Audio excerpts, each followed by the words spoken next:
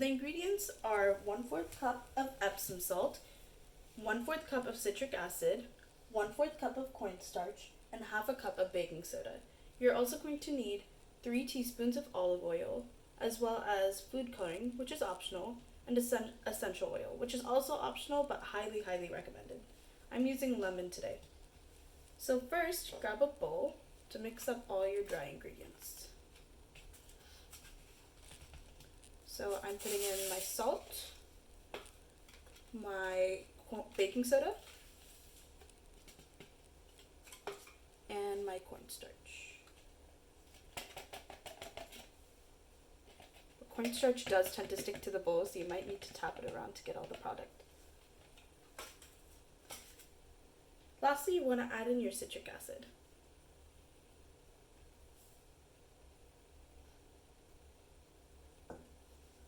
And mix together thoroughly.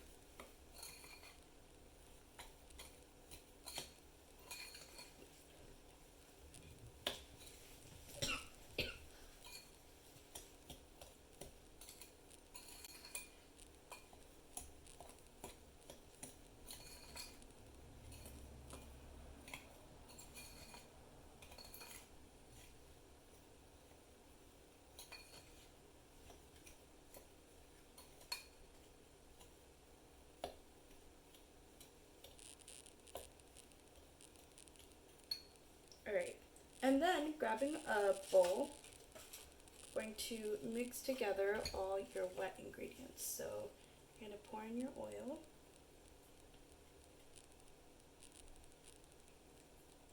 and you're going to pour in your food coloring,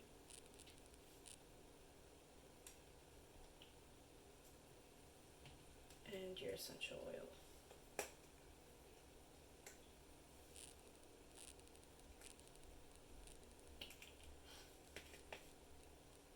And I'm putting about 2 to 3 drops.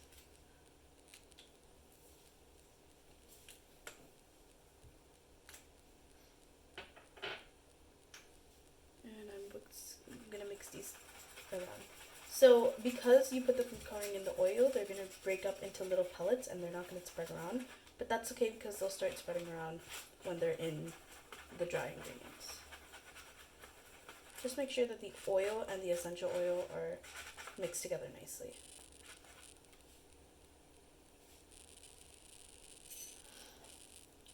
Alright, so now that you've got your essential oil mixture and your dry mixture, you want to mix together the dry and the wet ingredients, but make sure you mix slowly because you don't want a premature reaction to happen.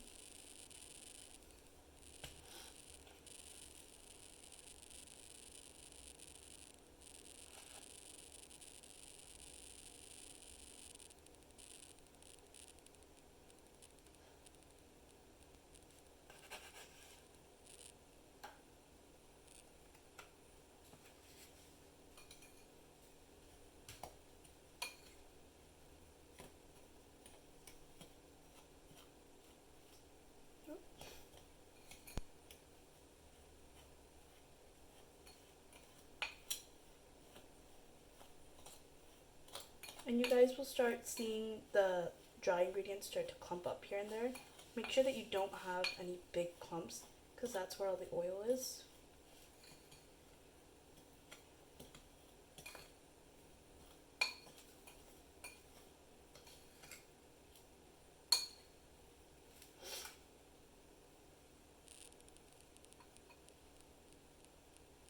I'm just going to let the oil drip until there's nothing left in the bowl.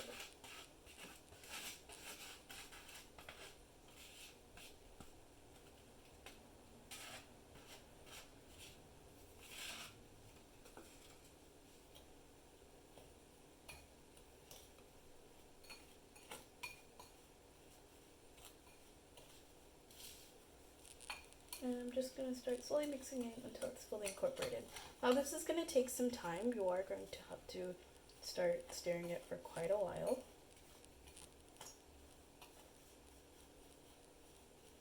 But you guys will start to see some color appearing slowly.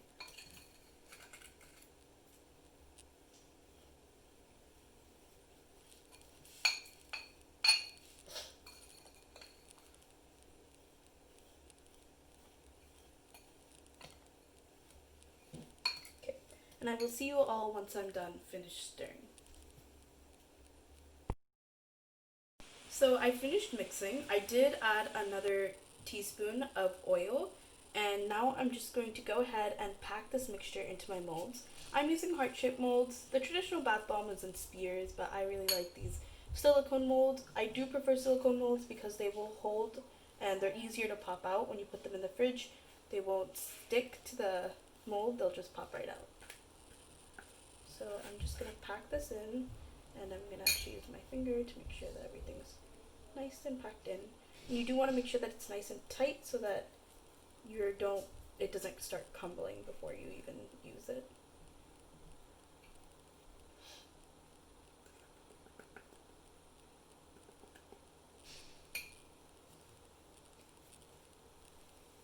Okay, and I'm gonna pack this, and that's about that. So I'm gonna go ahead and do this to all the molds, and then I'm gonna stick this in the fridge for at least 2 to 3 hours, but it's preferred that you keep it in the fridge for about 24 hours.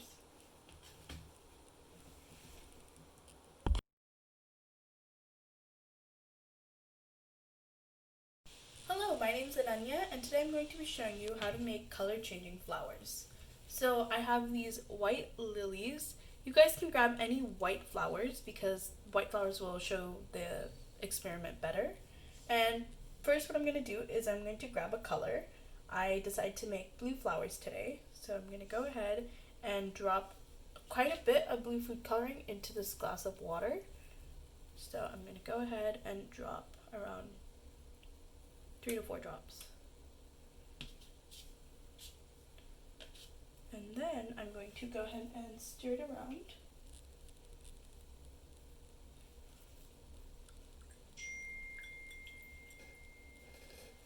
And add my flowers back into this mixture.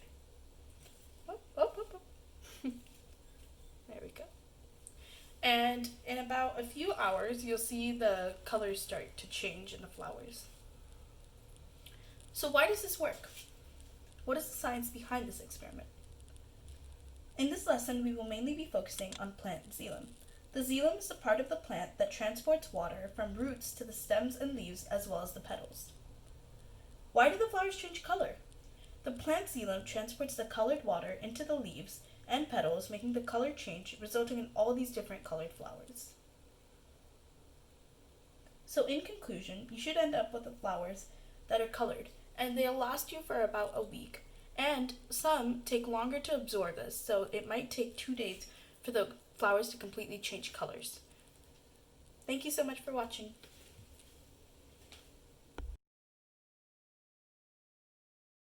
Hi everyone, my name is Ananya, and today I'm going to be teaching you how to make sugar syrup. So over here I have a half cup of sugar, brown sugar. I have olive oil, it's about 6 teaspoons. I have essential oil, I used lemon today, and I have food coloring and honey. So in a little bowl, I mixed together a tablespoon of honey, and I went ahead and mixed in food coloring along with it. And now I'm going to go ahead and take my oil, and I'm going to go ahead and mix in my essential oil with it. I'm going to put about 3 to 4 drops so that it gets really nice. I'm just going to stir it together. I'm just going to use the handle because it incorporates pretty quickly.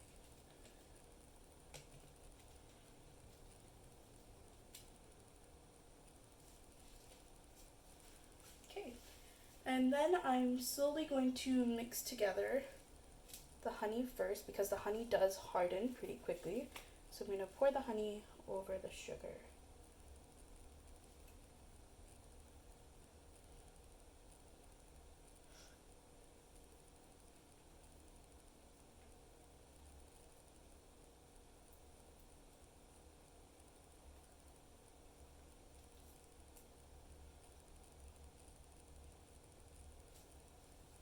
And then I'm going to go ahead and add in my oil.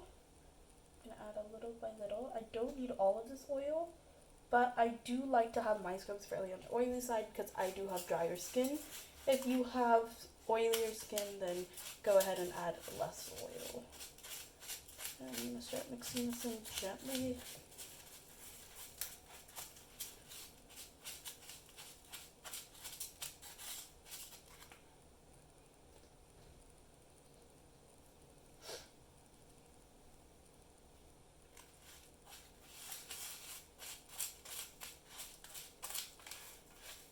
And the great thing about adding food coloring to this is that it does let you know when it's all mixed, because the whole thing will be an even color.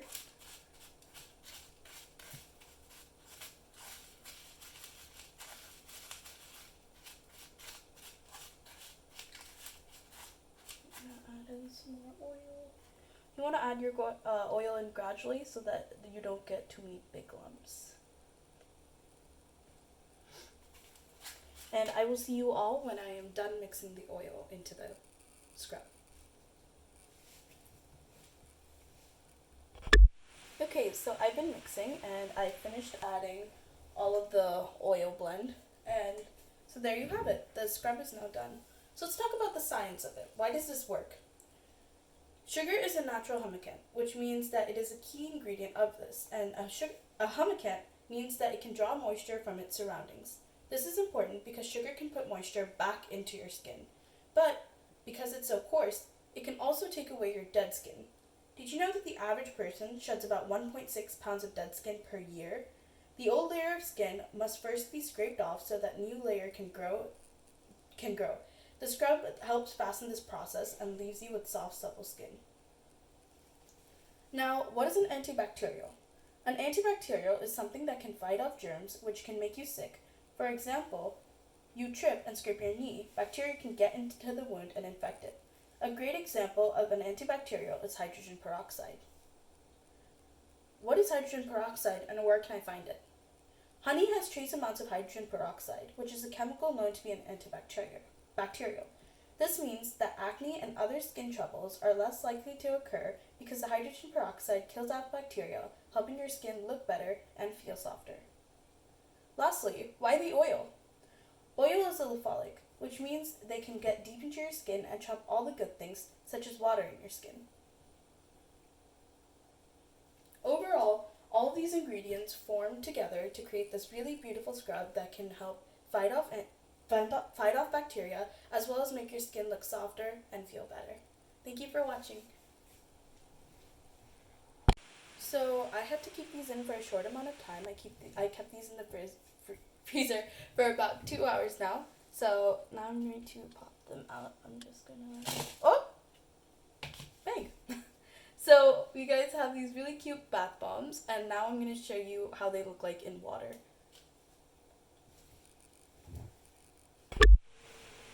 Before I put our bath bombs into the water, I want to talk to you a little bit about the science that goes on behind them. So, what is the chemical reaction that takes place in this experiment? When baking soda and citric acid combine with water, they have a chemical reaction causing bubbles that are made from carbon dioxide. So then, why do we use cornstarch? Cornstarch is the filler between the baking soda and citric acid. The more cornstarch, the longer the bath bomb will last, but it won't be as fizzy as not adding cornstarch. Without any cornstarch, the bath bomb would just fizzle in about 2 seconds. So then, why the salt or oil? The salt and oil are technically optional, but they are the main ingredients that help your skin. Although they are not a part of what makes the bath bomb fizz, they are a major part of what makes your skin feel so nice after taking a bath, mainly because they help joint pains and other things like skin problems. Alright, 3, 2, 1.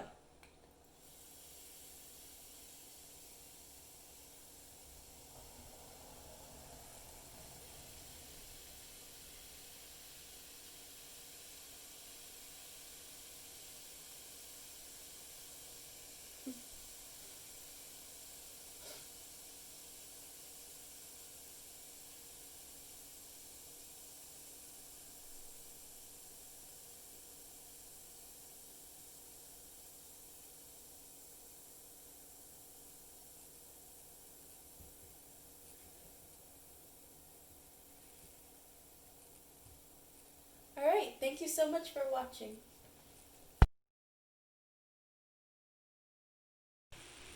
Hi everyone, my name's Ananya, and today I'm going to be showing you how to make Oobleck. So here I have half a cup of water, 1/4 cup of cornstarch, and a mixing bowl. I'm going to pour my cornstarch into a bowl. Oop, got a little splatter. And then slowly add in my water.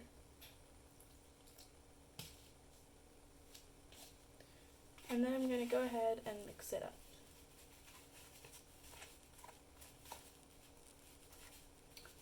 You should start getting rather large clumps, and that is when you can go ahead and add more water.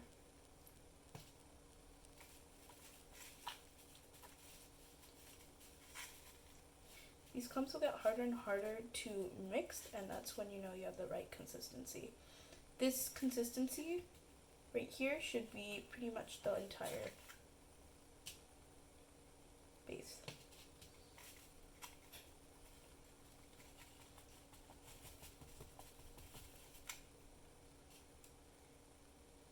Now make sure not to add too much water, otherwise you will not get the Oobleck effect.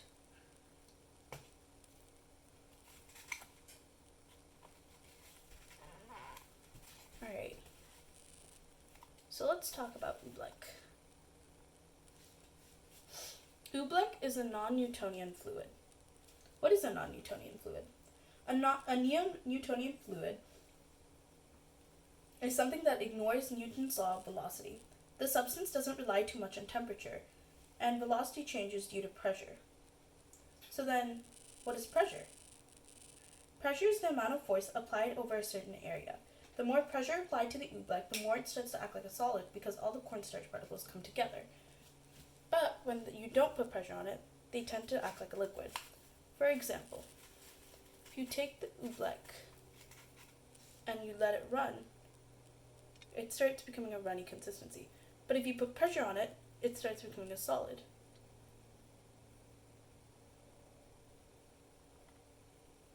And then back into a liquid. Thank you so much for watching. And too much pressure will eventually lead to this.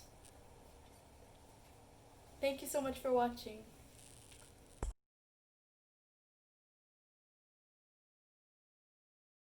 Hello everyone, my name is Ananya, and today I'm going to be showing you how to make magic milk. So basically what this experiment does is uses dish soap to separate the fat and the water in milk.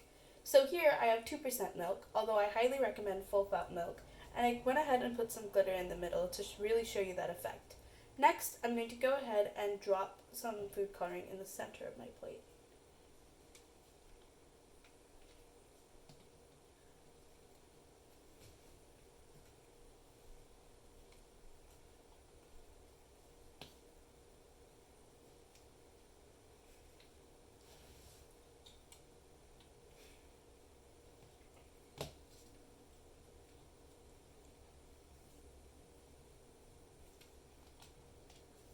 And then I'm going to finally go ahead and take a Q-tip that's drenched in dish soap and put it right in the middle of the plate. And then you guys can see that the milk slowly starts spreading out and the colors and the glitter go straight to the edges of the plate. Thank you so much for watching. I'm going to give you a pour. Hi everyone, this is Ananya, and in this lesson I will be showing you how to make your own lava lamp. So I wanted to do a lava lamp without Alka-Seltzers because Alka-Seltzers are something that you see commonly, and I want to do something that you guys would definitely have in your pantry at home. So you're going to need food coloring, 6 teaspoons of olive oil or any oil, salt, this is about 10 teaspoons, and water. I mixed in green food coloring and red glitter for the looks and the effect. So basically what we're going to do is we're going to first add in our oil. I want to add it in kind of slowly so it doesn't immediately stay at the sink to the bottom. It doesn't go too far down. I'm going to add it little by little so it doesn't, till we get a nice thin layer, a thin even layer in the water.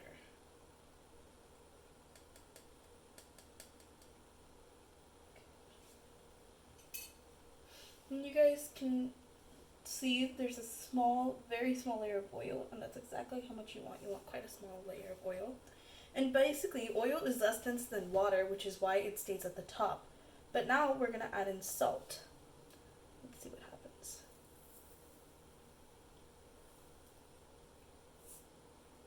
You see that the bubbles go up and down, up and down. I'm going to keep adding in the salt little by little. And the more salt you guys add in, the more and more that you guys are going to see the bubbles go up and down.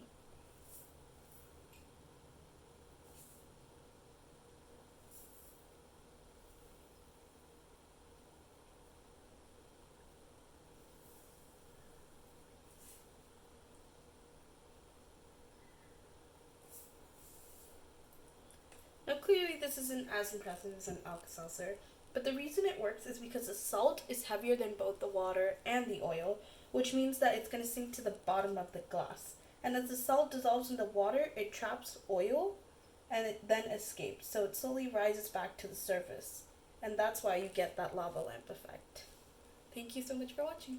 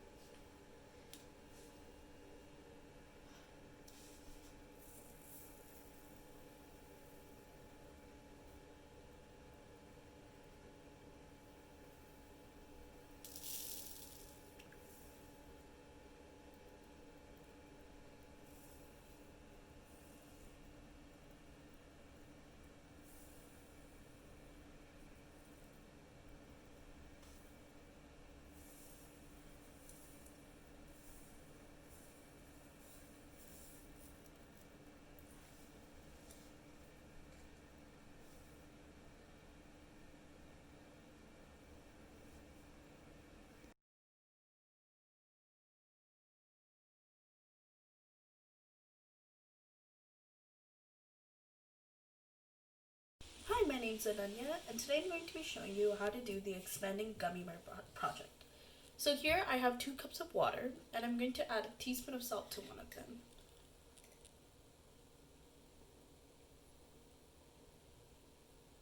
And I'm going to add a little bit more, just so that we have enough salt. And then I'm going to go ahead and mix it in.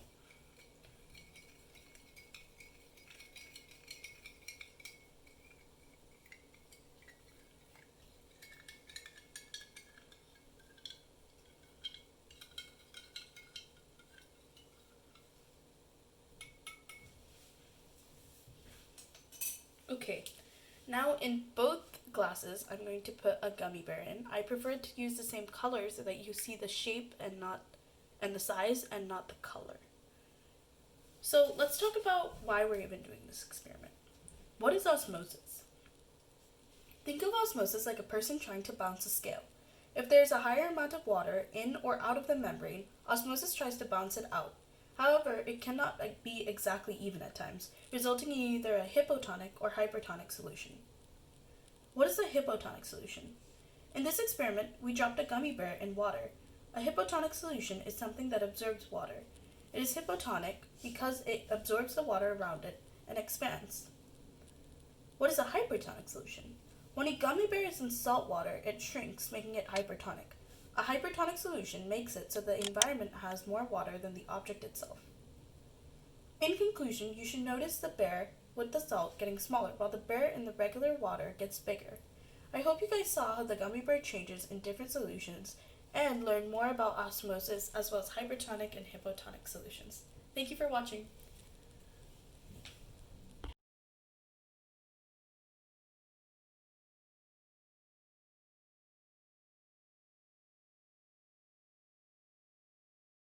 Hi everyone, my name is Ananya and today I'm going to be teaching you how to make slime. I'm also going to teach you the science behind it and why this works. Let's begin. So in front of me I have 1/4 cup of glue measured out. It's PVA Elmer's glue and I prefer the white one that's solid. I also have liquid laundry detergent, food coloring, glitter, and shaving foam. So first what you're going to do is mix together your glue and your shaving foam. I have about 4 teaspoons of shaving foam here.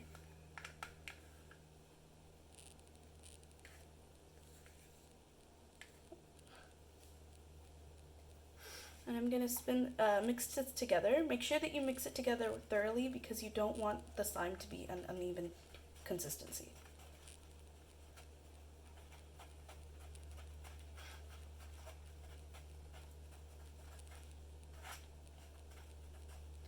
Next, you can add in coloring and glitter, but these are optional. Today I'm using a pastel pink gel food coloring. I do prefer gel or liquid over powdered food coloring so that you get a better color payoff.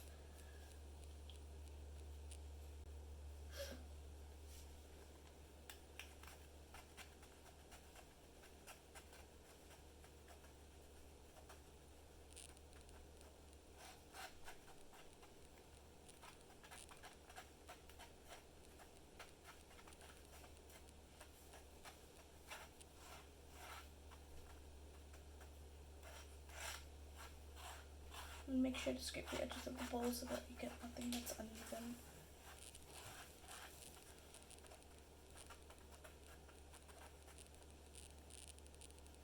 Alright, and next slowly start adding your laundry detergent. Now you want to do it slowly because it tends to stiff up quickly. But also keep in mind that you want to keep it quite loose because the more and more you play with it, the firmer it's going to become.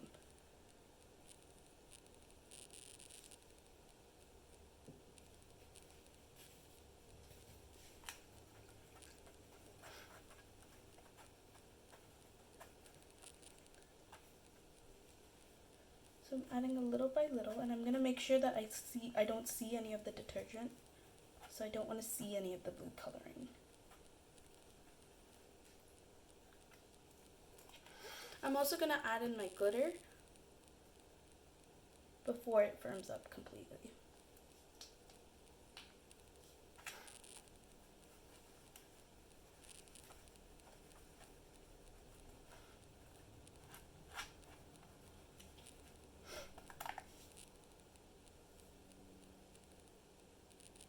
Now this part is really up to you how firm or how loose you want to make your slime. I prefer to have mine pretty firm so that I can take it out of the bowl and play with it.